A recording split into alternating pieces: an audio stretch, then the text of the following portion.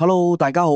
我喺今次主播阿偉喺睇片之前，請大家點讚分享條片出去先，等更多人知道呢件事。澳門現金分享申請已經開始咗啦，由於申請非常之踴躍，好多唔識用一戶通嘅長者去申請，黑沙環公共行政大樓一時間就人滿為患。為咗分流下辦理，黑沙環政府綜合大樓現金分享專櫃由今個星期六日起，朝早9點到下晝6點都會提供服務，去為市民辦理申請工作，都顧及一班因為平日要返工而又抽唔到時間出嚟辦理嘅人，進一步提供便民措施。咁公務員就辛苦啲要加班啦，不過就有 OT 費嘅，唔知又係唔係按3工去俾呢？其實都好嘅，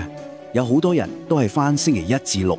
邊有咁多人得閒去辦政府事呢？如果可以，其實最好就係星期1至5係24小時服務嘅，唔影響公務員星期6日休息，又可以照顧到一啲收夜晚嘅人去辦事，完全可以體會到澳門不夜城嘅辦事效率，又可以提高更多嘅就業職位，